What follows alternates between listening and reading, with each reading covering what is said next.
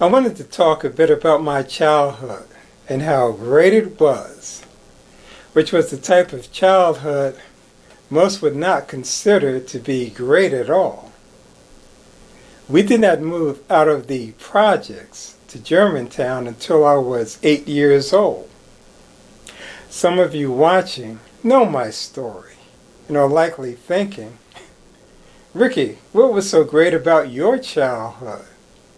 You only had one parent. That was your mom. Your dad died before you were even old enough to remember him. Granted, your mom loved you unconditionally. She had her challenges. As a careerless single parent, I'll admit to all of that being true.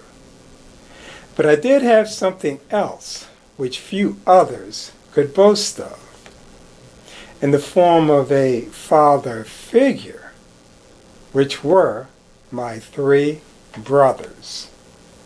Where our dad would have been in the position, we assumed the role of surrogate to each other. For the early years, Brett was there only part of the time.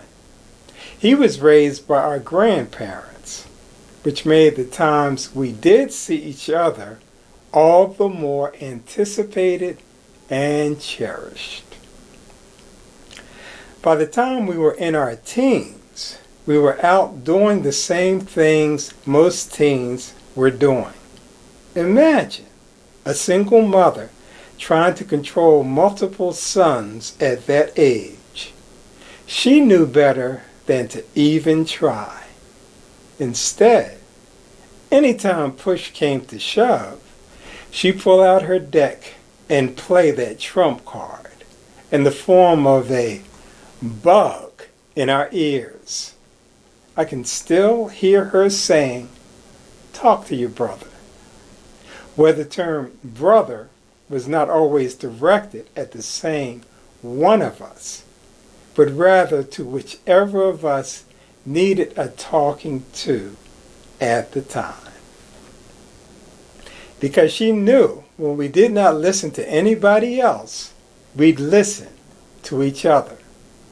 Where the rubber met the road, we had each other to answer to. As time went on and we were no longer the growing children we had been before, the bond between us actually became stronger because we realized how uniquely blessed we were to have each other. All of this in spite of there being one like me as a member of this group who spent the entire 10 years of his 20s living far away. Not to mention, when the century turned, being off to live in Arizona. Then later doing overseas stints in Germany and more recently, Korea. Nowadays, we are not all of us together in one place often, which is due in part to Bruce's relocation to Georgia, who had always been the major catalyst in pulling us together.